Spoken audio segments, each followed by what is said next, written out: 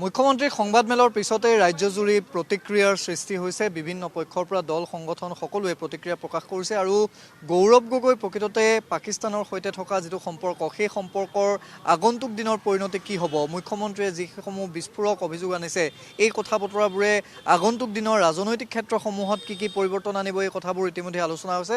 আৰু সদৌ অসম ছাত্ৰ সন্থাৰ সাধাৰণ সম্পাদক সমীৰণ ফুকন আছে, মই অকণমান আপোনাৰ ওচৰলৈ আহিছোঁ। পোনেই মুখ্যমন্ত্ৰীৰ সংবাদমেলখনৰ পিছত সদৌ অসম ছাত্ৰ সন্থাৰ প্ৰতিক্ৰিয়া মই আপোনাৰ পৰা জানিব বিচাৰিছোঁ। চাওক, অসমৰ মুখ্যমন্ত্ৰী ডাঙৰীয়াই অসম প্ৰদেশ কংগ্ৰেছৰ সভাপতি তথা যোৰহাট লোকসভা সমষ্টিৰ সাংসদগৰাকীৰ বিৰুদ্ধে এক অভিযোগ উত্থাপন কৰিছে আৰু SITৰ প্ৰতিবেদন সহ গোটেই অভিযোগ সন্দৰ্ভত তেখেতে আজি বিষয়টো ৰাজহুৱা কৰিছে।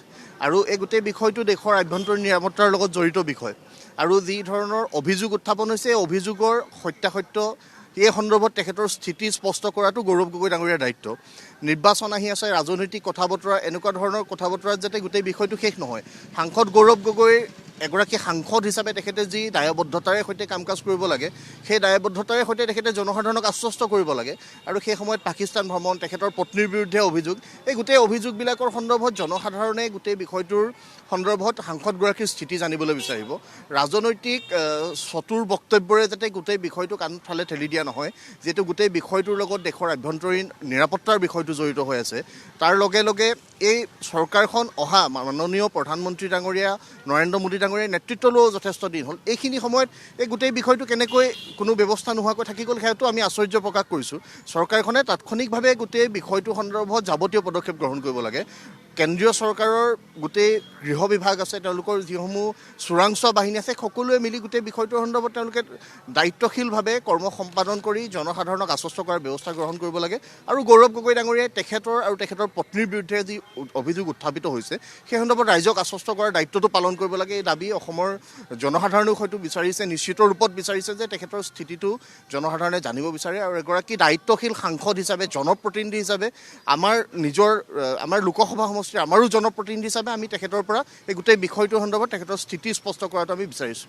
এতিয়া প্ৰসংগটো হ'ল যে গৌৰৱ গগৈক যেতিয়া সাংবাদিকে প্ৰশ্ন সুধিছে আজি, তেতিয়া তেওঁ কৈছে যে মুখ্যমন্ত্ৰীয়ে পুৰণা কেছেট বজাইছে। মুখ্যমন্ত্ৰীয়ে আনকি তেওঁ টুইটো কৰিছে যে সংবাদ মাধ্যমে শতিকাৰ আটাইতকৈ যিখন ফ্লপ এটা প্ৰেছ মিট তেওঁ আমি উপভোগ কৰিছোঁ বুলি তেওঁ এক প্ৰকাৰৰ উল্লেখ কৰিছে।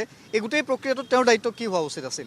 চাওক, তেখেত এগৰাকী জনপ্ৰতিনিধি, এগৰাকী নিৰ্বাচিত সাংসদ আৰু এটা ৰাজনৈতিক দলৰ ৰাজ্যৰ তেওঁ সভাপতিৰ দায়িত্বত আছে। তাৰ সমান্তৰালভাৱে সংসদত তেখেতে বিৰোধীৰ উপদলপতিৰ দায়িত্ব পালন কৰি আছে।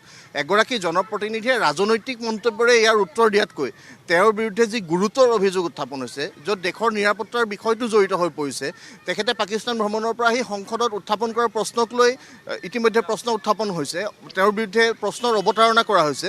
এই অৱতাৰণাবিলাক ৰাইজক আশ্বস্ত কৰাৰ দায়িত্ব তেখেতৰ। ৰাজনৈতিক চতুৰালিৰে, ৰাজনৈতিক মন্তব্যৰে সৈতে গোটেই বিষয়বিলাকৰ পৰা গা এৰা দিয়াৰ সলনি এগৰাকী সাংসদ হিচাপে, এগৰাকী জনপ্ৰতিনিধি হিচাপে তেখেত আৰু তেখেতৰ পত্নীৰ বিৰুদ্ধে উঠা অভিযোগ সন্দৰ্ভত জনসাধাৰণক আশ্বস্ত কৰাৰ দায়িত্ব তেওঁৰ। আৰু সেই দায়িত্ব পালন কৰিবৰ কাৰণে আমি গৌৰৱ গগৈ ডাঙৰীয়াক আহ্বান জনাইছোঁ।